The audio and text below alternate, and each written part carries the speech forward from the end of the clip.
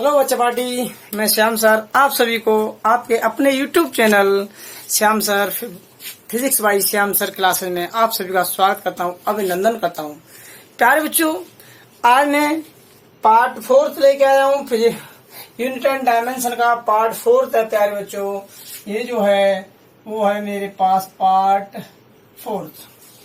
बच्चा पार्टी, आज हम बात करेंगे केवल छोटी छोटी यूनिटों की, छोटी छोटी डायमेंशन की। जरा गौर से देखना प्यारे बच्चों। चलो बिना समय गवाए स्टार्ट करते हैं अपना प्रोग्राम। जरा ध्यान देना प्यारे बच्चों।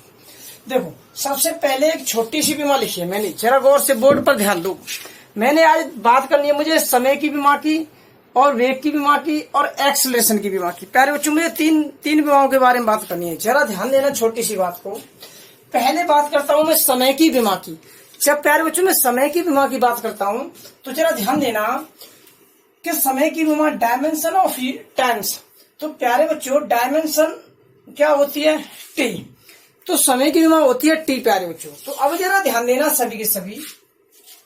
प्रेरकत्व अपन प्रतिरोध, प्रतिरोध इंटू संधारित्र, प्रेरकत्व इंटू संधारित्र, प्रेरकत्व इंटू संधारित्र।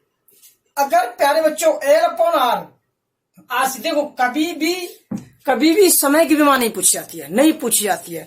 अब जो हमें पूछता है प्यारे बच्चों, क्या पूछता है? हमें क्या पूछता है? तो हमें पूछता है प्यारे बच्चों कि एल अपॉन सी की बीमा किसके समान होगी, या रूट में दे देगा आपको, रूट में एल सी की बीमा किसके बराबर होगी। तो प्यारे बच्चों, अगर इनमें से देखो एल अपॉन जी, एल है एल की बात करें यहाँ, तो यहाँ लंबाई एल क्या है? लंबाई। जी क्या है? गुरुत्वीय त्वरण। एम क्या है बेटा जी? द्रव्यमान। के क्या है? स्प्रिंग नेतांक। के क्या है प्यारे बच्चों? स्प्रिंग नेतांक। आर क्या है यहाँ पर प्यारे बच्चों? त्रिज्या, पृथ्वी की त्रिज्या। जी क्या है बेटा? त्वरण, गुरुत्वीय त्वरण। सब कुछ दिया है, सब कुछ। लेकिन यहाँ जो आर है, ये जो आर है प्यारे बच्चों, इसका मतलब है प्रतिरोध। इस आर का मतलब क्या है प्यारे बच्चों? प्रतिरोध है। तो जरा गौर से समझो। L upon R, R C L R under root के एल सी, या एल अपॉन जी, या एम अपॉन के, या आर अपॉन जी। इनमें से कोई भी बीमा दिख जाए आपको, कोई भी बीमा दिख जाए प्यारे बच्चों, तो वह बीमा प्यारे बच्चों समय की बीमा के बराबर होगी। और यह क्वेश्चन बार बार क्वेश्चन पूछा जाता है, इस बात को ध्यान रखना प्यारे बच्चों। ये क्वेश्चन बार बार क्वेश्चन पूछा जाता है। और ये एयरफोर्स के अगर 2019 के या 2021 के 2020 के एग्जाम में देखें तो प्यारे बच्चों ये सभी क्वेश्चन पूछे हुए क्वेश्चन है प्यारे बच्चों। तो मैं कहता हूं कि समय की बीमा होती है, इनकी बीमाओं के इक्वल होती है, सेम पोजीशन में होती है। तो मैं एल अपॉन जी जैसे ही दिखेगा तुरंत कहूंगा मैं किसकी समय बराबर? समय की बीमा के बराबर।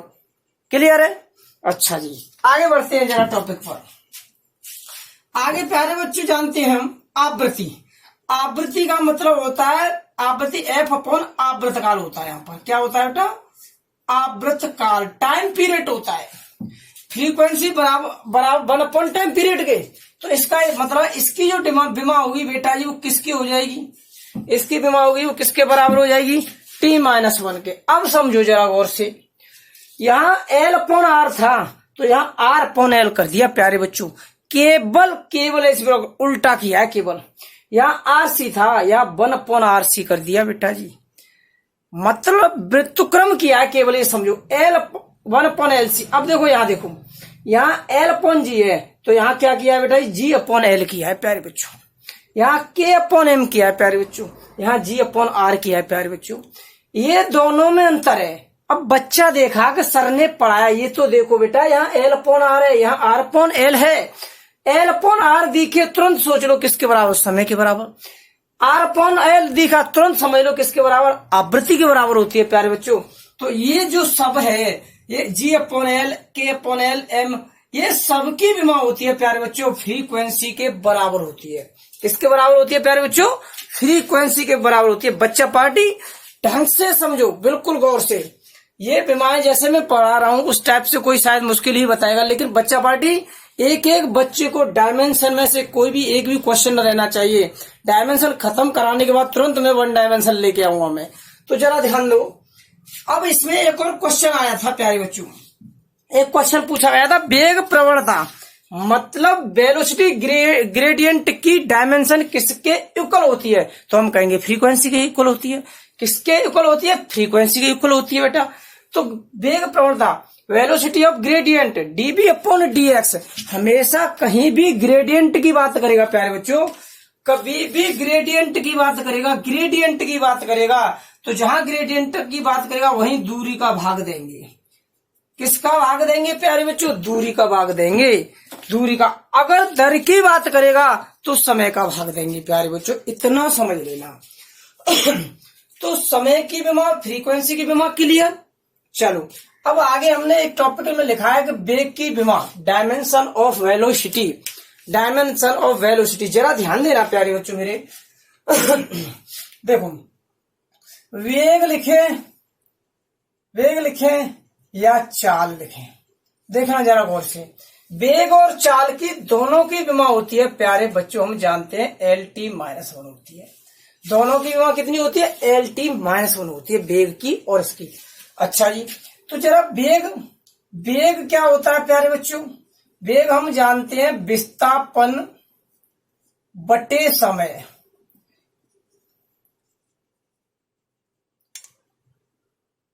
Displacement upon time. बेटा जी वेलोसिटी होती है और डिस्प्लेसमेंट अपॉन टाइम होती है। इसका मतलब है प्यारे बच्चों यहाँ जो होगा वो मीटर प्रति सेकंड आएगा। अगर प्यारे बच्चों यहीं मैं चाल की बात करता हूँ, स्पीड की बात करता हूँ प्यारे बच्चों, स्पीड की बात करता हूँ तो डिस्टेंस अपॉन टाइम होता है, डिस्टेंस अपॉन टाइम होता है। फिर भी देखा जाए तो मीटर प्रति सेकंड ही होती है। तो बेटा जी इसमें केवल अंतर क्या है? जो वेग है वो सदिश राशि है, वेग है वो सदिश राशि है, लेकिन चाल है वो अदिश राशि है। इतना समझो प्यारे बच्चों। वेक्टर क्वांटिटी, स्केलर क्वांटिटी, वो वेक्टर क्वांटिटी या स्केलर क्वांटिटी है प्यारे बच्चों। केवल इतना समझ पा रहे हो सभी के सभी? इतना समझ पा रहे हो सभी बच्चे? जरा आगे समझो जरा। अब आगे जब हम समझते हैं प्यारे बच्चों, जब हम कुछ समझते हैं तो जरा ध्यान से समझना। अब आगे जो हम बताने जा रहे हैं उन कॉन्सेप्टों को जरा गौर से समझना। अब देखो कभी भी वेग की विमा नहीं पूछी जाएगी, कभी भी चाल की विमा नहीं पूछी जाएगी। यहाँ पर भी राज है बेटे प्यारे बच्चों, छोटी छोटी विमा होती हैं, छोटी छोटी बातें पर मोटी मोटी हो जाती है, कहते हैं ना। तो प्यारे बच्चों ऐसे ही होता है यहाँ पर, तो जरा ध्यान देना, गौर से समझना प्यारे बच्चों सभी के सभी। अब हमें 2020 में क्वेश्चन पूछा गया था प्यारे बच्चों एयरफोर्स में।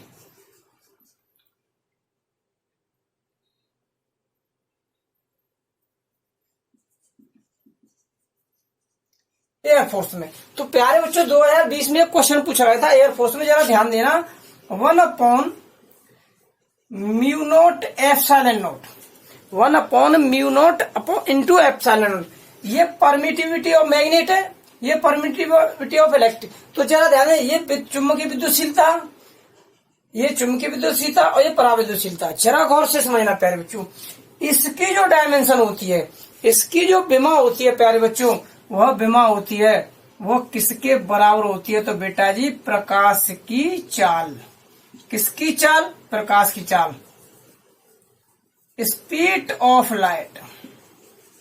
जरा ध्यान देना, देखना जरा गौर से कि 1/ε0 और μ0। ध्यान दो गौर से। अगर स्पीड ऑफ लाइट नहीं है तो जरा ध्यान देखना बेटा जी, जो स्पीड ऑफ लाइट नहीं है तो हम कह सकते हैं विद्युत चुंबकीय तरंगों के वेग के बराबर। बेटा विद्युत इलेक्ट्रिक मैग्नेटिव विद्युत चुंबकीय wave velocity, electric मैग्नेटिव wave velocity विद्युत चुंबकीय तरंगों के बराबर। प्रकाश की चाल होती है प्यारे बच्चों, वो विद्युत चुंबकीय तरंगों के बराबर होती है। तो हमें ये आराम से कह सकते हैं, कोई दिक्कत की हमें बात नहीं है, यहाँ तक हमें कोई परेशानी नहीं हुई प्यारे बच्चों। अब जरा समझो, आगे जो पढ़ते हैं या लिख देते हैं, चलो या विद्युत चुंबकीय तरंगों के वेग।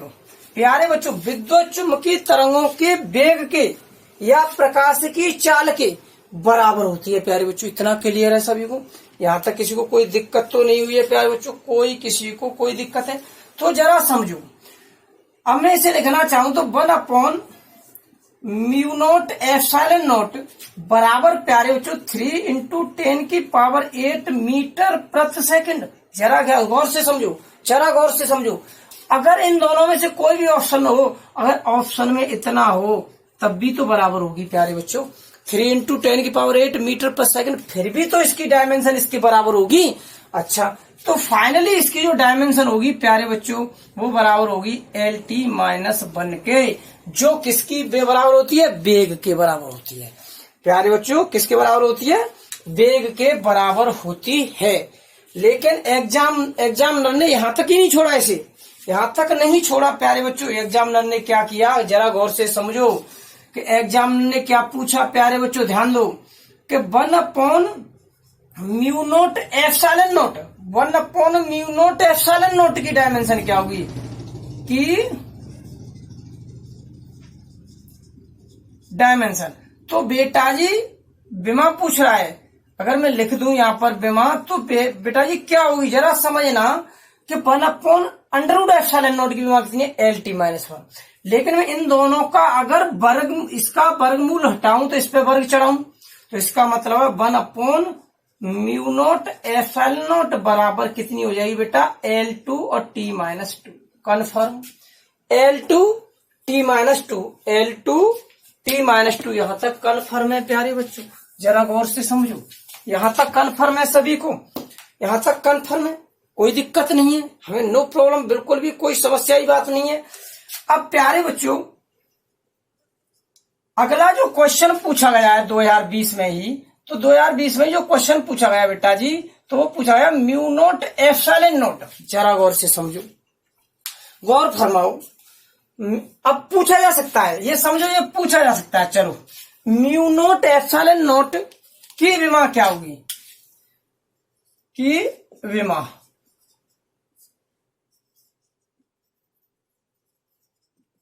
Dimension of μ0 ε0।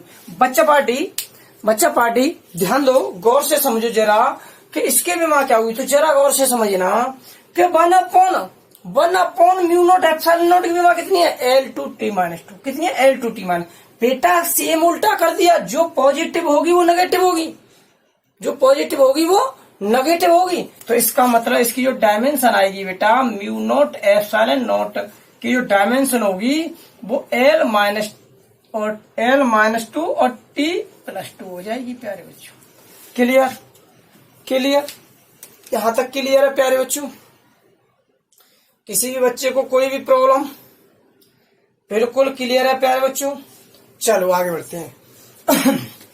अब क्या होता है कि जो हमारे पास μ0 होता है, ये μ0 होता है बेटा जी, ये चुंबकीयशीलता होती है।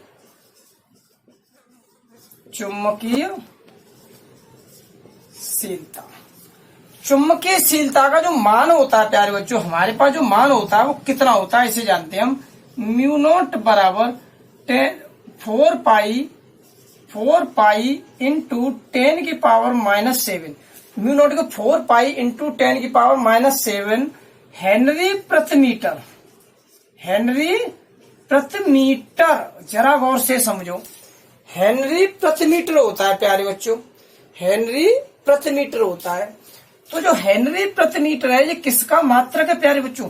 चुंबकीय। यह भी क्वेश्चन पूछा गया है कि हेनरी प्रति मीटर किसका मात्रक है?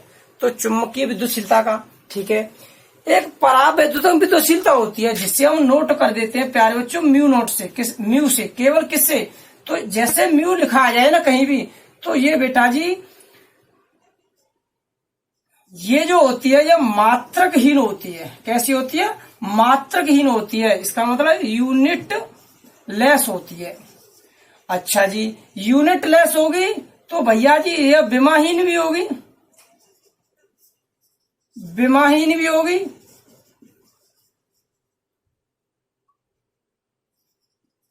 डायमेंशन लेस होगी प्यारे बच्चों, कोई दिक्कत? तो जरा ध्यान दो, μ0 लिखा हो तो इसका मतलब हेनरी प्रति मीटर, इसका मतलब डायमेंशन भी होगी यूनिट भी होगी तो डायमेंशन होगी, लेकिन जैसे ही यहाँ से नोट हट जाए तो इसका मतलब मात्रकहीन और विमाहीन राशि है। कैसी है? मात्रकहीन और विमाहीन राशि है। आगे बढ़ते हैं प्यारे बच्चों, आगे समझो, जरा गौर से समझो। कभी कभी यहाँ आर लगाया जाता है, आर भी लगाया जाता है कभी कभी, ध्यान देना गौर से। आगे बढ़ते हैं, चलो ध्यान देना। अब जो हमारा अगला टॉपिक है वो हमारा एप्सिलॉन नोट। एप्सिलॉन नोट को तो सभी ने पढ़ा है प्यारे बच्चों। जो एप्सिलॉन नोट होता है, जो एप्सिलॉन नोट होता है, ये होती है विद्युतशीलता। विद्युतशीलता इलेक्ट्रिक परमिटिविटी होती है, ये मैग्नेटिक परमिटिविटी होती है बेटा जी, इसे तो समझना सभी से। जब एप्सिलॉन नोट की बात करता हूं मैं, किसकी बात करता हूं? एप्सिलॉन नोट की बात करता हूं। तो एप्सिलॉन नोट बराबर होता है 8.85 इंटू 10 की पावर 8.85 इंटू 10 की पावर -11 होता है प्यारे बच्चों। और फैराडे प्रति मीटर होता है। इतना समझो प्यारे बच्चों, फैराडे प्रति मीटर होता है, इतना सभी के सभी बच्चे समझ। तो प्यारे बच्चों एप्सिलॉन नोट बराबर 8.85 इंटू 10 की पावर 12 फैराडे अपॉन मीटर।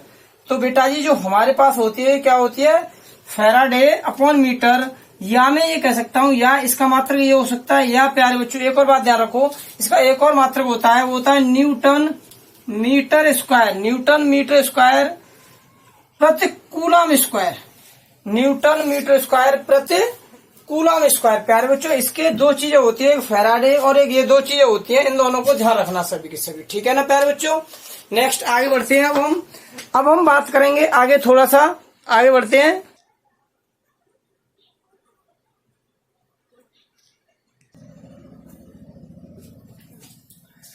हाँ तो बच्चा पार्टी आगे देखो, जो वेग हम आपको पढ़ा रहे थे, वेग के बारे में जरा आगे की तरफ चलते हैं। देखो बाह्य और निर्वात में प्रकाश की चाल। तो बाह्य और निर्वात में अगर प्रकाश की चाल अगर मुझे ये गिवन न हो तो प्यारे बच्चों 1/μ0 एप्सिलॉन नोट के बराबर होती है। इस बात को समझो जरा। आगे बढ़ते हैं बेटा जी। कुछ तत्व है हमारे पास, जैसे जल में प्रकाश की चाल। तो जैसे कि हम जल में प्रकाश की चाल निकालना चाह रहे हैं, तो जो ओरिजिनल चाल है 3 इंटू 10 की पावर 8 मीटर प्रति सेकंड है प्यारे बच्चों। 3 इंटू 10 की पावर 8 मीटर प्रति सेकंड है। अगर हम ओरिजिनल की बात करें तो यहाँ पर भी कितनी होगी? 3 इंटू 10 की पावर 8 मीटर प्रति सेकंड। यहाँ पर भी कितनी आएगी? 3 इंटू 8 मीटर प्रति सेकंड। प्यारे बच्चों इतना तो सही है, ये तो हमें मालूम है, इतना हम सबको मालूम है, ये वैक्यूम में होती है। इतना ये हम सबको मालूम है, ये वैक्यूम में होती है। लेकिन प्यारे बच्चों हम बात कर रहे हैं, जल की बात कर रहे हैं। तो जल की बात करेंगे बेटा जी हम तो 4/3। कांच की बात करेंगे तो प्यारे बच्चों 3/2। और इसकी बात करेंगे तो 2.42। इनका डिवाइडेशन देंगे प्यारे बच्चों। जब इसका हम इसमें भाग देंगे तो प्यारे बच्चों हमारे पास जो वैल्यू आएगी वो आएगी 2.25 इंटू 10 की पावर 8 मीटर प्रति सेकंड। तो देखो 2.25 इंटू 10 की पावर 8 मीटर प्रति सेकंड, और यहां भाग देंगे प्यारे बच्चों 3 से 3 गया तो 2 इंटू 10 की पावर 8 मीटर प्रति सेकंड। प्यारे बच्चों अगर इसका इसमें भाग देंगे तो हमारे पास वैल्यू आएगी 1.23 इंटू 10 की पावर 8 मीटर प्रति सेकंड। अब बताइए प्यारे बच्चों, जल, कांच और हीरे में सबसे ज्यादा प्रकाश की चाल होती है, वो किसमें होती है? जल में। सबसे कम किसमें होती है प्यारे बच्चों? हीरे में होती है। सबसे कम किसमें होती है? हीरे में। वो तो और भी हैं, लेकिन केमिस्ट्री के तत्व हो जाते हैं, उनके हमारे यहाँ पर कोई जरूरत नहीं होती है प्यारे बच्चों। इतना सभी प्यारे बच्चों को क्लियर है, इसमें कोई दिक्कत की बात नहीं है। आगे बढ़ते हैं प्यारे बच्चों, ध्यान देना। अगला जो क्वेश्चन है हमारे, अगला जो हम आगे के टॉपिक की बात करेंगे उसको जरा ध्यान से समझना सभी के सभी बच्चे। सभी प्यारे बच्चों ये 2 क्वेश्चन दिए हैं कि 0 डिग्री C पर ध्वनि की चाल हवा में, वायु में पूछ रहा है, वो वायु में तो पूछ रहा है। तो प्यारे बच्चों हम जानते हैं कि वायु में जो सामान्य ताप होता है बेटा जी, जो हमारे पास सामान्य ताप होता है नॉर्मल टेम्परेचर होता है प्यारे बच्चों, जो 0 डिग्री सेल्सियस होता है। लेकिन प्यारे बच्चों या करके लिखेंगे तो 273.15 देखो 5 भी हो सकता है, 4 भी हो सकता है, 6 भी हो सकता है। ये केल्विन में आएगा प्यारे बच्चों। किस में आएगा? केल्विन में आएगा। तो यहाँ चाल पूछ रहा है, तो बेटा जी यहाँ जो ध्वनि में जो चाल पूछेगा वो 332 मीटर प्रति सेकंड होती है प्यारे बच्चों। ध्वनि की जो चाल होती है 332 मीटर प्रति सेकंड होती है। लेकिन यही क्वेश्चन घुमा फिरा के नेवी में पूछा गया था। जरा ध्यान दो, नेवी वाले भी ध्यान देते चले, साथ ही साथ भाई मेरे ये बच्चा पार्टी नेवी वाले भी ध्यान देते चले। कमरे के ताप पर ध्वनि की चाल क्या होगी? Speed of sound in room temperature. जब रूम टेम्परेचर की बात करेंगे प्यारे बच्चों, तो रूम टेम्परेचर की बात करते हैं तो रूम का जो सामान्य ताप होता है प्यारे बच्चों, जो सामान्य ताप होता है, जो नॉर्मल टेम्परेचर होता है प्यारे बच्चों, वह 27 डिग्री सेल्सियस होता है। और यह किसका है प्यारे बच्चों? कमरे का, रूम का, कमरे का है प्यारे बच्चों। कमरे के लिए बात हो रही है। किसके लिए बात हो रही है? कमरे के लिए। तो अब यहां बात करेंगे हम, या 300 केल्विन होगा, नहीं लिखा होगा तो 315 केल्विन लिखा होगा प्यारे बच्चों। कमरे के लिए हो रही है। तो जरा ध्यान देना, यहाँ पर जो चाल होती है, जो स्पीड होती है प्यारे बच्चों, स्पीड होती है वो 345 मीटर प्रति सेकंड। और यहाँ जो स्पीड होती है प्यारे बच्चों वो कितनी होती है? 332। तो समझ लेना, ये नेवी वाले बच्चे समझ लेना कि कमरे में ध्वनि की चाल ज्यादा होती है एयर की अपेक्षा, और कमरे का टेम्परेचर ज्यादा होता है प्यारे बच्चों एयर की अपेक्षा सामान्य में।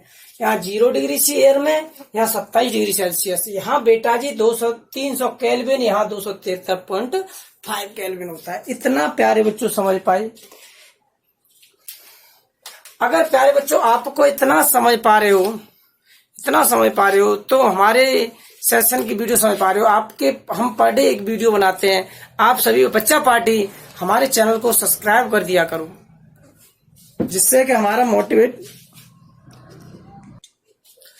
प्यारे बच्चों हमने आज लास्ट बची है हमारे पास एक्सेलरेशन, त्वरण की विमा बची है। तो प्यारे बच्चों समझना कि जो एक्सेलरेशन होता है, एक्सेलरेशन का मतलब जो त्वरण होता है प्यारे बच्चों, वेग परिवर्तन की दर अपॉन टाइम, मतलब समय, अपॉन बेटा जी समय। Rate of change in velocity, rate of change in velocity, इसका मतलब है प्यारे बच्चों वी अपॉन।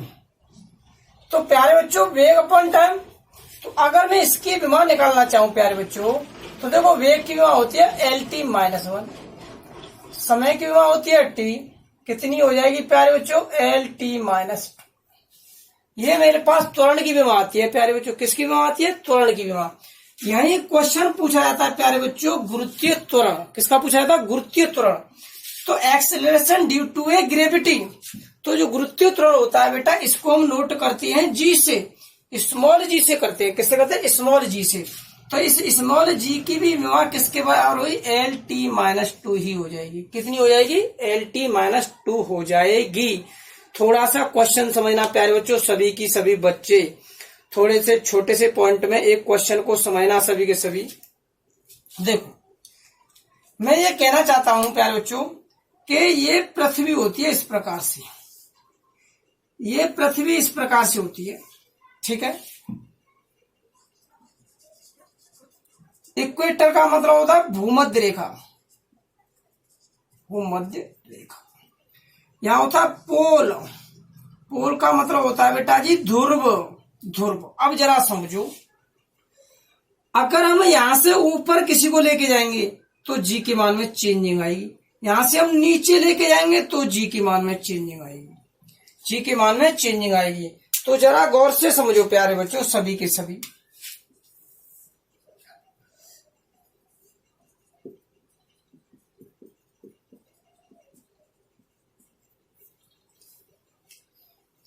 जी के मान में परिवर्तन, जरा ध्यान दो सभी के सभी। अगर हम यहां से यहां होता है सतह, ये क्या है? सतह, सरफेस। अगर सतह से हम ऊपर जाते हैं 32 किलोमीटर, सतह से हम कितने किलोमीटर ऊपर गए? 32 किलोमीटर। तो प्यारे बच्चों अगर हम 32 किलोमीटर ऊपर जाते हैं तो जो जी का मान है प्यारे बच्चों, तो जो जी का मान है वो 1% कम हो जाएगा। जी के मान में कितने परसेंट कमी आ जाएगी? 1%। अगर हम 32 किलोमीटर नीचे जाते हैं बेटा जी, 32 बच्चा पार्टी 32 किलोमीटर हम किधर जाते हैं? अंडर की बात करते हैं, नीचे जाते हैं तो 0.5% कम हो जाएगा जी का मान। जी का मान कितने परसेंट कम हो जाएगा प्यारे बच्चों? 0.5% कम हो जाएगा। इतना सभी के सभी समझ पा रहे हो प्यारे बच्चों? मेरे प्यारे बच्चों इतना सभी समझ पा रहे हो? अब मैं आगे बढ़ता हूं, जरा समझो। अब ये मध्यम बचा सरफेस, सतह बचा। जब सतह की बात करते हैं हम, सतह सरफेस की बात करेंगे तो सरफेस पे वैल्यू होती है 9.8 मीटर प्रति सेकंड स्क्वायर। प्यारे बच्चों सतह पर कितनी होती है? 9.8 मीटर प्रति सेकंड स्क्वायर होता है। इतना क्लियर है? अब आता है इक्वेटर और पोल आता है। अगर हम सेंटर पर पहुंचते हैं, अब यहां से आगे हम सेंटर पर, अगर हम प्यारे बच्चों केंद्र पर पहुंच जाएंगे, केंद्र सेंटर पर पहुंच जाएंगे, केंद्र पर पहुंच जाएंगे पृथ्वी के पर, तो जो जी का मान होगा बेटा जी वो 0 हो जाएगा, 0 हो जाएगा। तो केंद्र पर कितना हो जाएगा बेटा जी? 0 हो जाएगा। ठीक है। अब मैक्सिमम मान कहां होता है? तो जो पोल होता है, ध्रुव होता है, जो पोल होता है, पोल पे बेटा मैक्सिमम वैल्यू होती है। पोल पर कैसी वैल्यू होती है? मैक्सिमम। पोल पे मैक्सिमम होती है या सतह पर होती है? सतह पर होती है बेटा, पोल की सतह पर, सरफेस पर। लेकिन अब भूमध्य रेखा,